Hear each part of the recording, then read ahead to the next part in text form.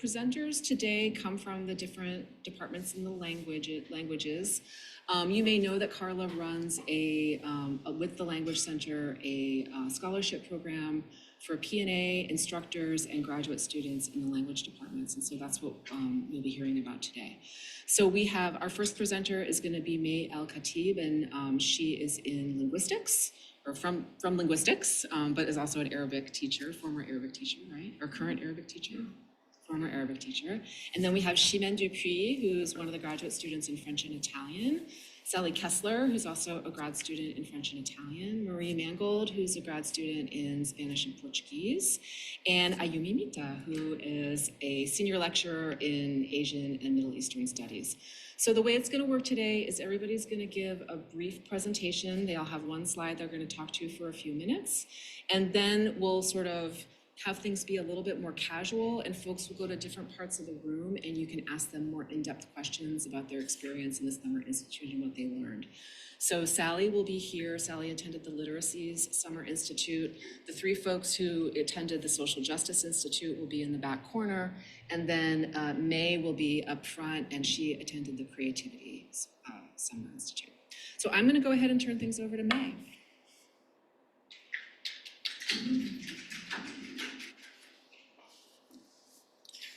All right, so in my Summer Institute, there was this focus about how to make the pursuit of language learning, which is a very rigorous process for learners, how to make it as productive and fruitful as possible using creative language methods, language teaching methods. So there was, our teachers, our instructors for that, they developed this a representation of the creative language experience as this tomato tree which needs the cross-pollination, which comes from building the community and sub-communities, and its fruits, which would only come from providing for the infrastructure for that language learning. So what the most important idea was community. That's an essential infrastructure in the classroom for learning a language. So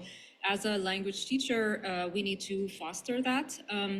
And activities for language learning should involve multimodal sensory means through visual, auditory, kinesthetic, and tactile.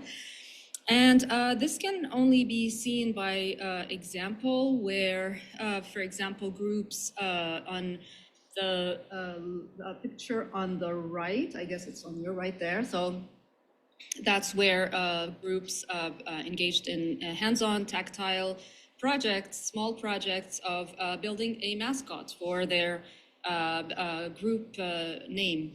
And then on the other side, there is this small project which came out of this group who made this skit about representing words which begin with a certain letter, and that letter was O.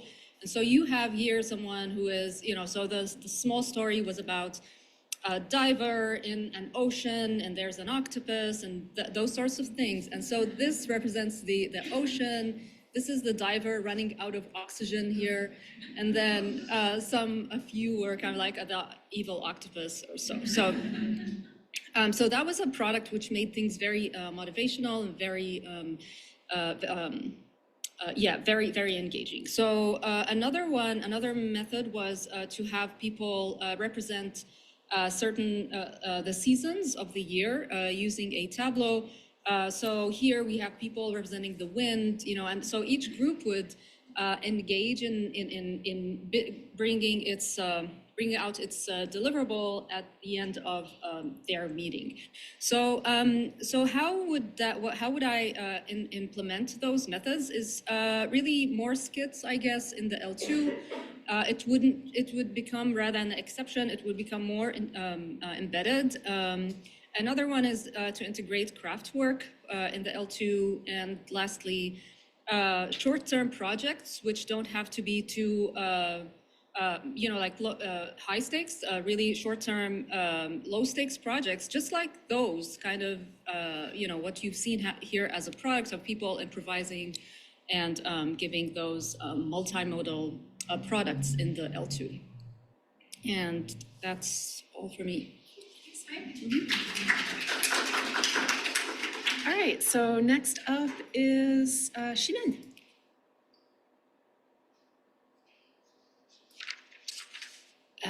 Thank you. So this summer I attended the Summer Institute about teaching languages through the lens of social justice.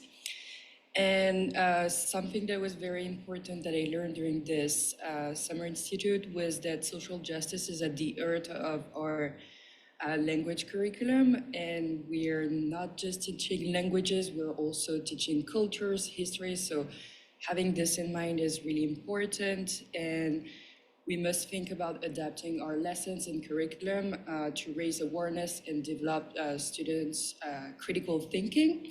For example, when we're teaching about food chapter, learning about the different food vocabulary and grammar, we're also teaching about culture. So raising awareness about topics such as food access, that not everybody has the same access to food, or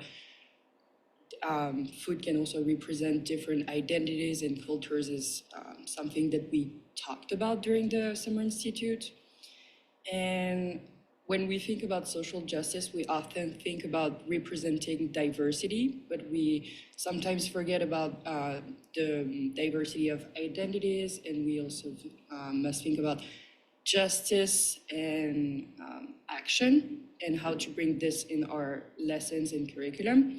So we did very interesting activities to reflect on our own conceptions, our identities, and our privileges. So because we are at the center of the classroom reflecting on how our identities are working and how they're built, it was very important as teacher. And for the second question, how this idea reflected in the plan implementation or in my current teaching. During the institute, I was able to remodel a unit that I taught previously and to remodel it for the next semester. So it was very interesting to be able to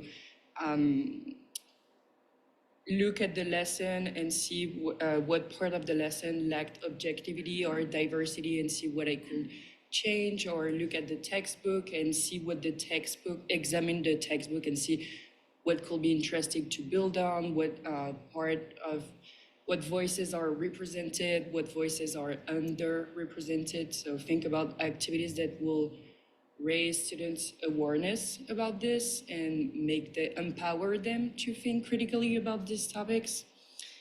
And we also learned how to face some sort of difficulties in the classroom, how to respond to critical moments or respond to microaggression. And one thing that we learned that was important to nurture social justice in our classroom was also to build a community. So having certain kind of agreement with students and respect everyone's identity within the classroom and think critically about the materials that we're using in class. So that was a very nice institute, and the group was very fun, and we learned a lot from each other. So that was very interesting.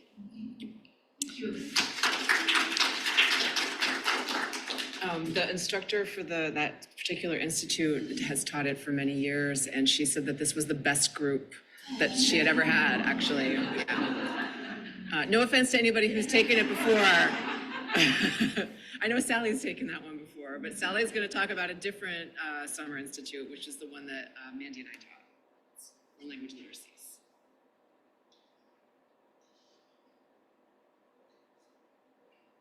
Everyone, I have a play on words, generosity, in authentic materials for literacies acquisition. Because the most important idea that I gained from the Institute is to reframe what the curriculum is, what students know based on students' knowledge processes. So getting them within their zones of proximal development, honing in on details, as well as big, huge concepts. And the available designs are everything in unauthentic text. So not only like text thinking about books, which we kind of moved away from, but thinking about the format, the conventions, what does this genre need to have? And one thing I found was this woman from Burkina Faso, Liliane Nebi, and she sells gift baskets and her whole company is on Instagram. And so even if I don't have a lot of French represented, is this for Ramadan? Is this for Mother's Day? Like, you know, what festivals are important in this country? And the fact that she's using Instagram as being, you know, her like microeconomics, her business. And even conventions for like she has American songs playing because that's, you know, what the cool people are listening to evidently. And so it's really reframing like what students need to know. And it actually is like, it's a wealth of knowledge, like an embarrassment of riches, right? And so very generous of these Instagram posts. And also gift giving. Haha, there was my pun.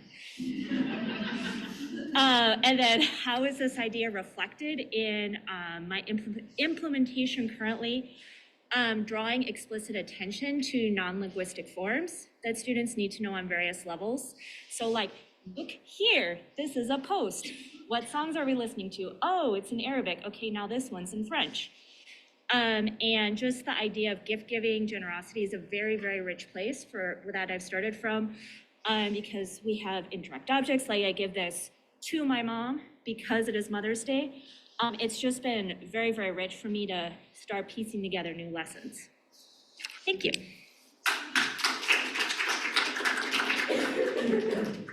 Okay, next up, we have Marie, who also attended the Social Justice Summer Institute.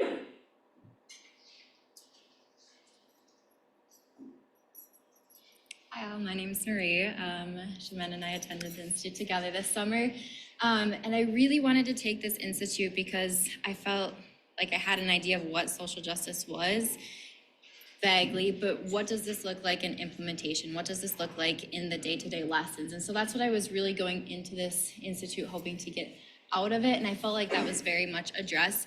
Specifically for me, I felt like it complemented a multi-literacies approach really, really well in the sense that scaffolding what students or instructors might perceive as these deeper or more complex topics. Specifically in 3015, there's a unit called ethnicity and race, and so diving into that at this level, how can I make it not just important or notable for my students, but how can I make it relevant to them was something I took away from the Institute. And in doing that, I learned that it really has to do with kind of scaffolding and making the content relevant to the students, which is my example up here with the stereotypes of Minnesota, which I'll get into shortly here. But really kind of peeling away these layers of analysis, right? So looking at, well, why do we have these stereotypes? Where do they originate from? Have we heard them somewhere? Do we put other people into certain categories? Is it because our family is this way? Where are they coming from? And then applying these takeaways to one step further. So what I'm getting at with this layered analysis is, okay, let's talk about stereotypes we might see with Minnesotans. Where do these ideas come from? Where do these stereotypes come from? Then what I do is I have the students reflect on, okay, does that apply to you? Does this apply to you? When does it not? And then taking that one step further and then applying it to the target language and the target cultures. So can we take these same stereotypes and apply them to X Spanish-speaking culture? Can we apply it to Y Spanish-speaking culture? Why or why not? What stereotypes might we see with X Spanish-speaking culture? Is this applicable to the full culture? And so kind of drawing these connections and comparisons between Minnesotan culture or even university culture to make it even more applicable for students, dispelling these stereotypes by having students realize, no, this doesn't apply to every university student. No, this doesn't apply to every Minnesotan, but then taking that takeaway and having them see that, oh, it also doesn't apply to Spanish-speaking cultures once we identify, stereotypes for Spanish-speaking cultures. And so that was like kind of the big idea takeaway that I had from the Social Justice Institute. But it also had to do with observing and identifying patterns. And so in this context, stereotypes is kind of the lesson that I felt was really successful in applying in the fall, but throughout each unit that we have. So currently we're starting like media and technology, looking at globalization. What patterns do we see across maybe social media or news? Where is the news coming from? Who has access to these news sources? Who decides who has access? So again, really this layered analysis that I'm trying to get students to look at and peel away the layers so that they dive deep and kind of look at what's beyond that surface level or what generalizations or stereotypes they might have about these different units, peeling away the layers of analysis to understand, okay, maybe who has the power, who's affected, etc. But also challenging conceptualizations of these different units. So heritage, what does that mean and how does it vary? One thing that really stood out to me in the Institute was I remember someone having their lesson example over here and challenging the idea of, well, what does family mean? And in our traditional textbooks, like we have a certain vocabulary we learn, right? But what that looks like compared to across different target language cultures is going to vary. And so broadening that vocabulary list is something that's also been really applicable in my teaching is what does heritage look like? How does that compare across cultures? What does it mean to you? Again, making it relevant to learners. And then also power. What do you think of with power? Having students share, looking at stereotypes, generalizations, peeling away that analysis with, okay, where are your ideas coming from? And then taking those takeaways and then looking at them with the target language cultures. So very broadly speaking, but it's been really fun and I think really successful so far in the last 2 semesters. So yeah. Okay. And then last but not least, we have Ayumi, who also attended the Social Justice Summer Institute. So like I can be brief, so that's a good thing. So yeah, so comparing like to other like previous like presenters, I don't have any cue to like representing the pictures. I'm so ashamed because like what one thing what I learned was like using strategies. So called like I see, I think, I wonder. So that was actually a powerful tool. I think it doesn't maybe here, but it came to my mind. And I'm using, I immediately started using that strategies in my class last semester. So it's especially good for advanced student because like, because like it's kind of embedded for everyone. So first year language student can see, oh, what only I can see. So like, I can see apple, I can see something. But then like maybe like advancing like to intermediate level, so you can see, I think that blah, blah, blah, no, blah, blah, but I think that is apple. So kind of the step one, like a one step above. And then like for advanced level, you can say, I wonder if that is something. So like kind of like more like critical thinking again. So that strategy was very useful. So I strongly recommend using in the classroom. And I'm talking about also like authentic materials. So I think that I'm gonna talk about, yeah, so like basically like what I learned, key point was how social justice standard and then 5Cs from world readiness standard are interconnect. So we just went one by one, each domains, how connected. So it's actually fun activities. And also, so like existing materials. So we could just analyze existing materials through lens of social justice. So I think some talked about textbook. So I have a dilemma about textbook, of course, because Japanese language department adapt textbook that we have to cover. So what is covering or teaching? So I want to address about like a cultural note. So probably like each language has a textbook has a cultural note. So I don't know how relevant the cultural note is, but in Japanese language textbook, it's not relevant. So it's kind of like a small window saying, okay, in Japan, everyone eats sushi. Yes, which is not, it's not always true. And also, yeah, and also like it's so diverse. So like if you just see like, like a history of Japan, so some part of Japan, yes, do sell sushi, but like Kyoto didn't have an ocean before. So we are recommended, okay, don't eat sushi in Kyoto. So again, like using like authentic images from the everyday life, some kind of shot, authentic, not like kind of perfect picture of something, perfect picture of sushi, having something, from everyday life or current event is very powerful. So I do use for both advanced and intermediate Japanese class.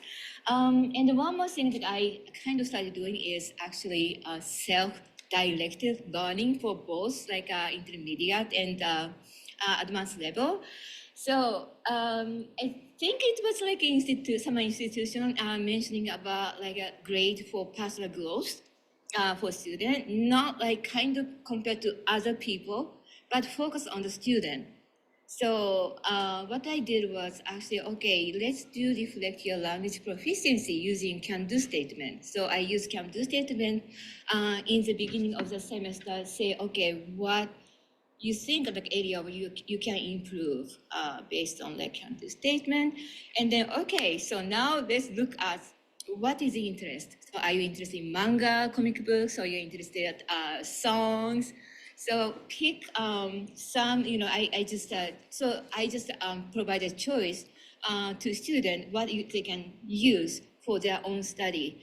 So it's interesting, like many people like used text, but also like one of the students decided to do, okay, I'm gonna do focus on real world conversation in Japanese. So what he does is attending a virtual language table that's happening every Friday. And he's not talking much, it's language exchange, but he's listening carefully what, authentic conversation happening. So so he decided to do that. So I'm happy to see like many people choose different authentic materials and learn and to improve the area they want to improve. Because like I do that one for fourth semester with language, Japanese language, because most people don't do third year Japanese anymore after finishing fourth semester because requirement. I just wanted them to learn like, how to use so many authentic material out there and just come up with what they can do to improve and continue being lifelong learners. Thank you. So, thank you. It's so interesting to listen, since we had 3 people from the same institute, to hear how the takeaways are so different for everybody. It's really great. And it's just, I think that's a wonderful part of the Summer Institute program, is that you can get out of it whatever makes the most sense for you and then carry that forward when you're teaching. So it was really nice to hear from everybody.